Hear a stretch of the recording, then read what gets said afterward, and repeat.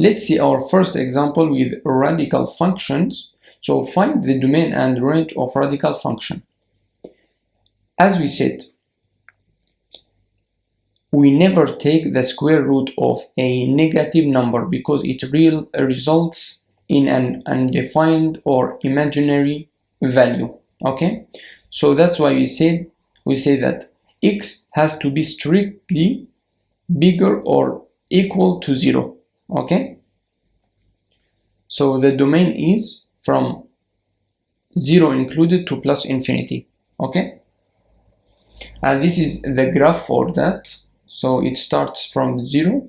This is the graph of the square root of function, so of x. So it starts from 0 and it continues to plus infinity. Okay, if you look at this, you can guess for y also. So we can do it as follow. What 0 is starting from 0, right? X starting from 0, we just plug the value of 0. So when x is equal to 0, y is equal to the square root of 0 is equal to 0. That's why the range is from 0 to infinity also, plus infinity. Okay, let's see our second example. Find the domain and range of the radical function. So we do it as follow. We take x plus 1,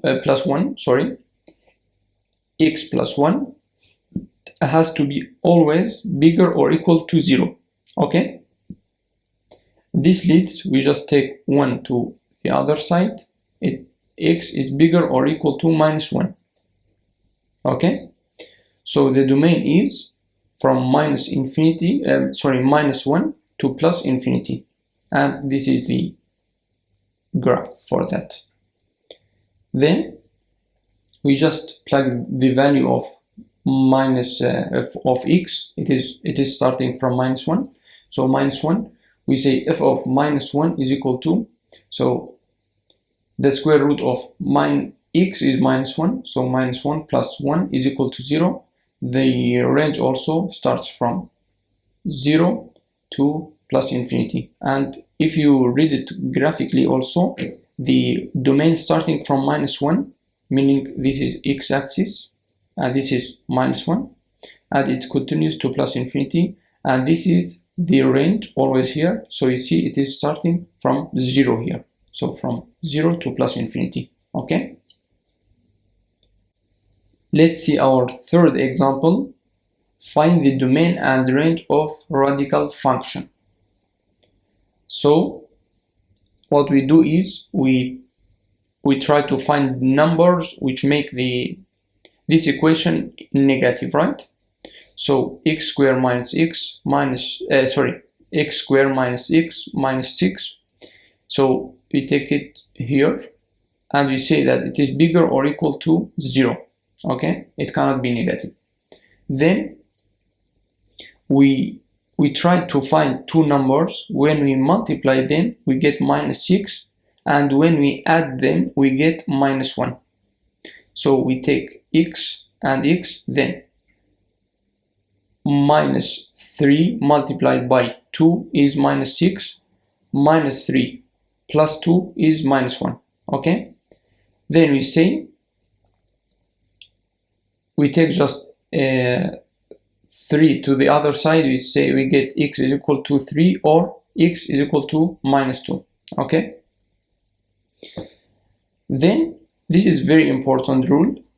When you solve this type of equations and you try to find the signs, okay, the signs of your equation, the numbers when you plug them you get minus, the numbers when you plug them in the equation you get 0, and the numbers when you plug them in the equation you get a positive number. So for this type of equation you always look at x, okay, x squared, and here you see our x squared is positive, right?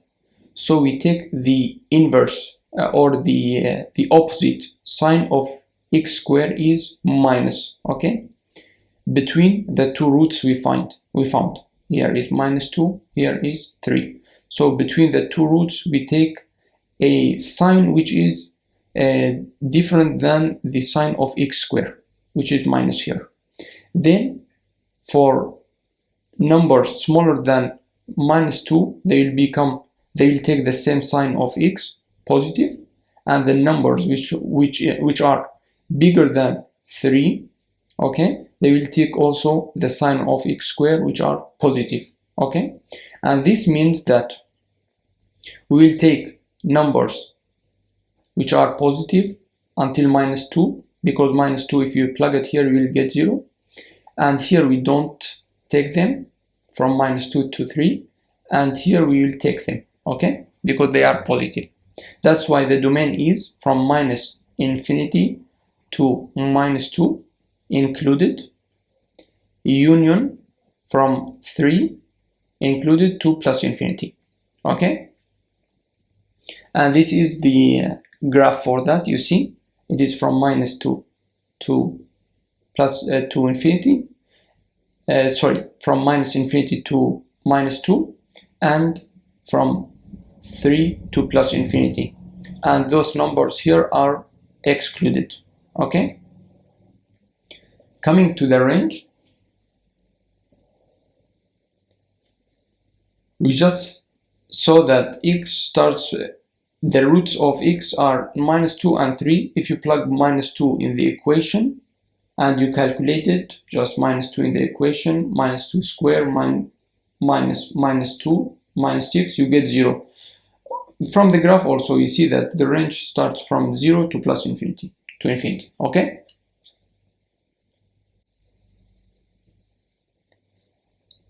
Now let's see first example with logarithmic function. Find the domain and range of logarithmic function. So something very important to keep in mind, ln of 0 is undefined, okay. This is always is undefined. That's why we try to take a number which is strictly bigger than 0. So x is strictly bigger than 0 means the domain is from 0 excluded to +infinity, okay.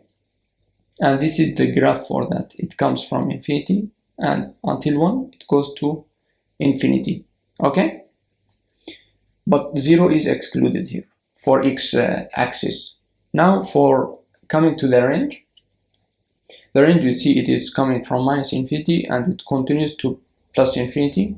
All those numbers are included. That's why it is from -infinity to +infinity. Let's see our second example. Find the domain and range of logarithmic function. So we do it as follow. As we said, ln of 0 is always undefined, so we say x plus 4, we take our equation, x plus 4 is strictly bigger than 0, we just take 4 to the other side, x is bigger than -4, so if you put -4 here, -4 plus 4 is equal to 0. That's why we don't want this -4, okay. So you say the domain is from -4 to +infinity, okay, and this is the shape of the graph for that, okay. And obviously we see for the range it is coming from -infinity to +infinity. That's why the range is from -infinity to +infinity, okay. In general, you have to really practice with many examples to become familiar with math in general, because mathematics is not something just to watch. You have really to practice, okay. So I hope you found this tutorial helpful, and see you in the next video.